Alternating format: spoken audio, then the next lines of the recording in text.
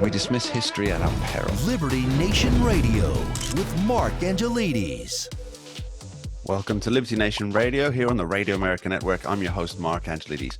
On today's special edition, we talk how it is in the heartland, the Trump v. Biden economy, and dodging SCOTUS. It's going to be quite the show. Don't go anywhere. Are politicians ignoring the heartland? And if they are they doing so at their peril?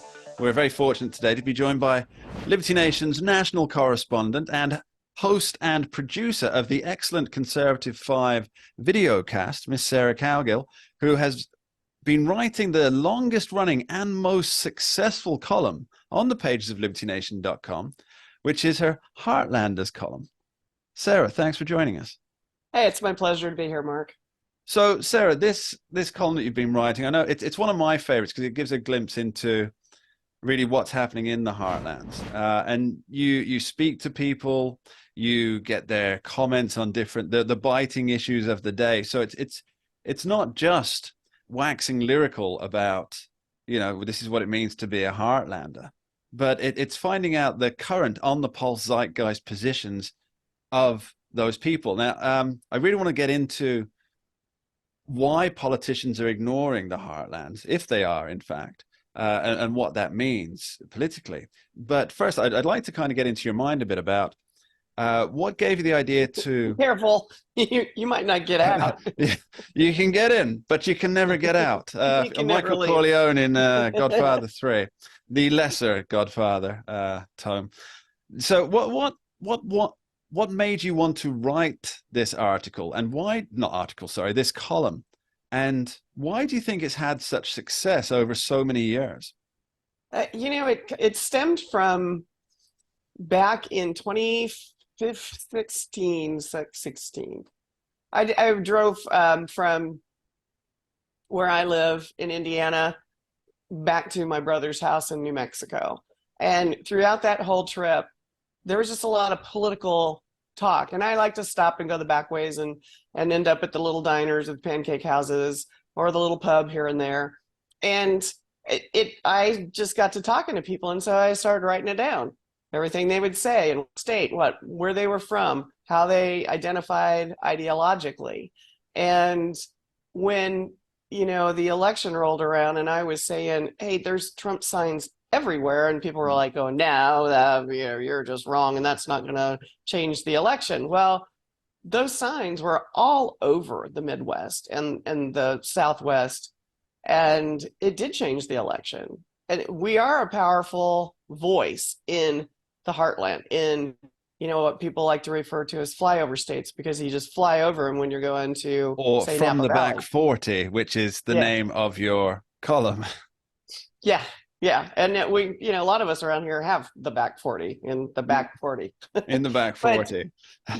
So when Liberty Nation came about, and we got to talking about doing, hey, let's do a series. Let's do a, running across the country series and just go from the heartland. And that evolved into the column. And so I just started interviewing people, talking to people, asking if they would go on record. All sorts of people, I got hippies and stoners and bankers and anybody that really can resonate with where most of America lives, which is between California and New York. Yeah. So that's how it started. And, I've got enough friends in enough different places that, I can find people to interview. I can get them to help me find people to interview. So that's kind of how it all went. That's something that I've always thought about with the column, is that you always find the people ready to go on record. And that makes me wonder how much these Heartlanders feel as though they don't have a voice anywhere else, because, you've got to read that. Folks at home listening, you have to go and read the From the Back 40 column. There's some spicy folks out there, and they're willing they're willing to go on record with their spicy opinions, which is wonderful. Yeah. That's what free speech is all about, right? Free thinking, free speech, libertynation.com. Yeah. But the reason that I think that they're so willing to and so eager to, because you've produced this column every single week for many, many years now, is that they don't feel they have a voice or an outlet in other places. What do you make of that? They don't. You don't see CNN. I mean, you'll see CNN show up in Iowa or other states for caucuses or presidential visits or primary events or, those kinds of things. But you don't see CNN and Fox and all of the major, East and West Coast media elites. They don't care because they don't think it's important. They don't think that people that live in the middle of the country are smart enough to vote. Why do we want to visit them?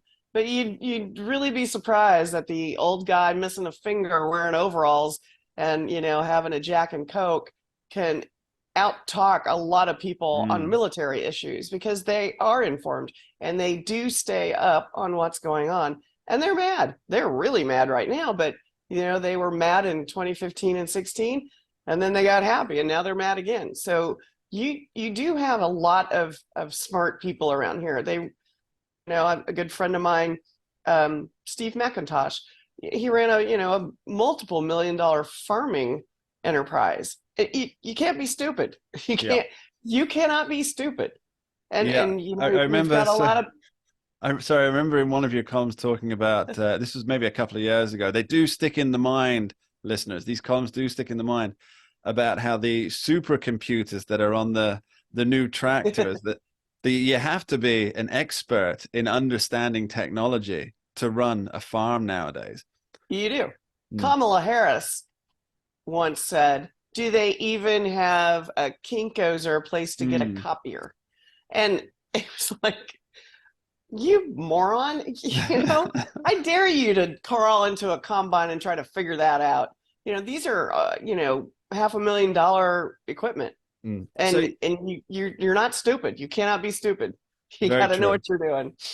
So, yeah, I think you're right about how your main media outlets, they do tend to ignore, they ignore basically everywhere in the middle. And you see that the rare occasions where they do, and for example, I believe it's Lawrence Jones on Fox News Morning. He's great. I admire him a lot. I think he's a very personable, very smart guy. But really, he goes to these diners in the morning and they appear at the diner and say, "Hi, what's your name? Who are you voting for?"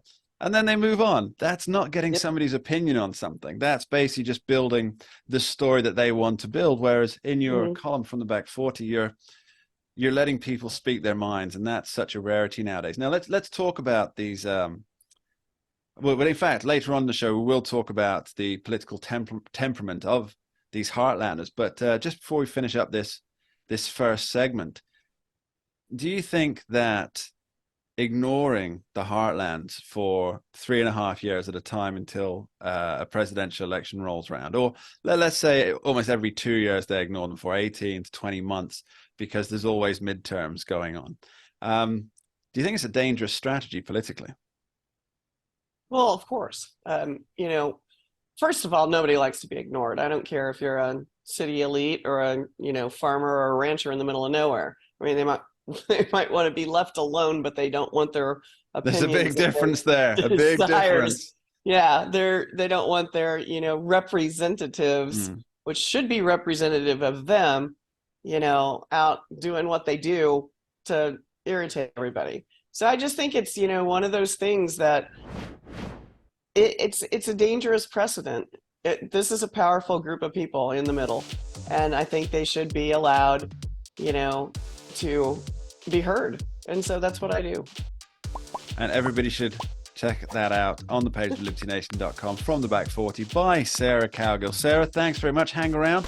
We'll be back with you after this short break. Listeners, don't go anywhere.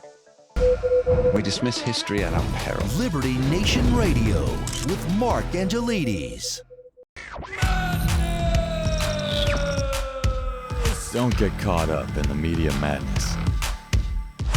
Join our movement for free thinking and free speech at libertynation.com. Publishing news and analysis 24/7 with original articles by our team of authors who tell it like it is. Join us each week for online TV shows, The Uprising Podcast, and Liberty Nation Radio. We believe in free thinking and free speech. We are LibertyNation.com.